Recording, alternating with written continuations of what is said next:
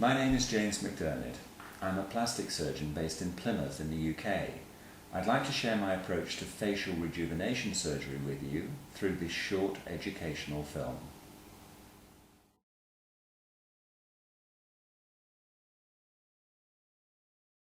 The artistic imperative in facial rejuvenation surgery should be to holistically address gravitational, skin textural, and soft tissue volume changes associated with aging in an effective, safe, and long-lasting way in order to create the most natural and unoperated on look possible. Although early facelift techniques focused entirely on tightening the skin, we now know that superior and longer-lasting results are produced if most of the retightening is performed on the deeper layer of the face, which is known as the smaz platysma layer. My preferred approach is as follows. Under general anesthesia, a liposuction of the neck is performed with a fine cannula via 3 small portals, which are later incorporated into the definitive skin incisions. As well as improving neck contour, the liposuction is also a very safe and gentle way of opening up the optical cavity required in order to be able to work on the underlying platysma muscle. A hidden incision is then made around each ear, enabling the skin to be freed from the underlying smaz platysma layer. The smaz platysma is elevated by incising it at a level parallel to the upper border of the zygoma or cheekbone, higher than in most facelifts, as well as along its trailing edge down to a point well below the jawline.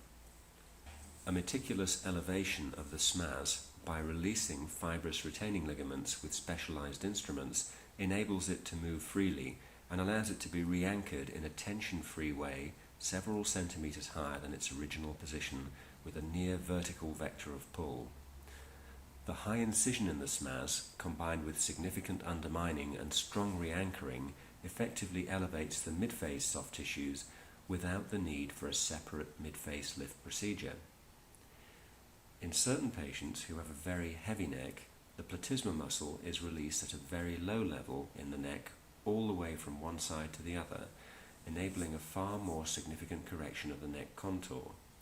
Fat is then removed from the space between the 2 free edges of the platysma muscle, and the muscle retightened together in a platysmoplasty. Occasionally a chin implant may also be inserted through the same incision to increase chin prominence and further tighten the underlying soft tissues. The smaz is re-anchored to the unyielding deep temporal fascia in order to minimize the possibility of later descent. The trailing edge of the smaz is then sutured to the mastoid tissues, creating an oblique vector of pull along the jawline. The incisions are then closed over fine suction drains and soft dressings applied. In these examples, the patient details are as follows. The first lady is 63 years old preoperatively. She has a very heavy neck with marked loss of contour in the cervical angle.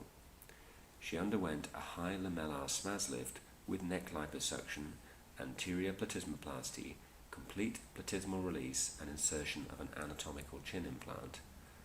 Following surgery, she has achieved a far better neck and jawline contour than preoperatively. She is 64 years old.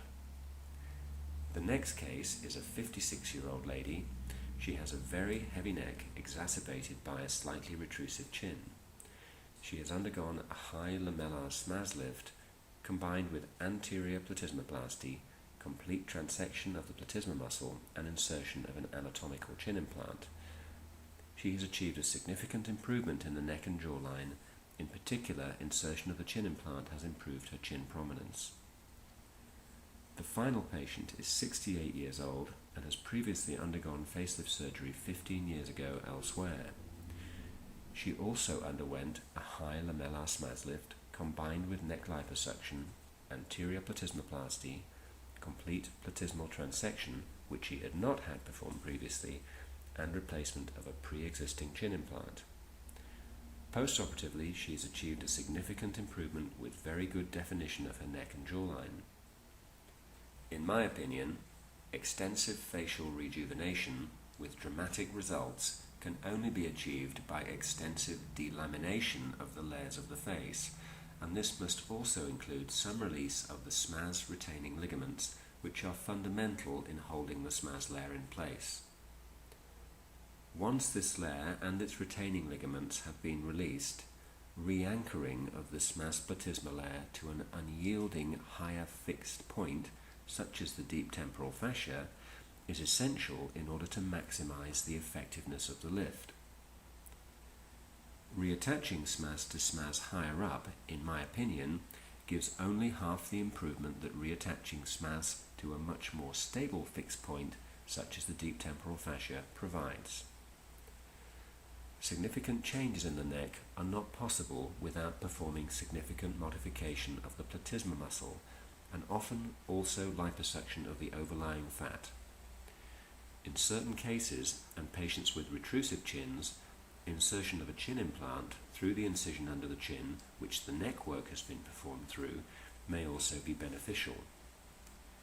In essence, the neck contour is at least as important as the face in determining the subconscious markers that we observe in people's faces and use to estimate their age and degree of health, and it is imperative that rather than simply retightening the cheek, the neck is also addressed in a harmonious way.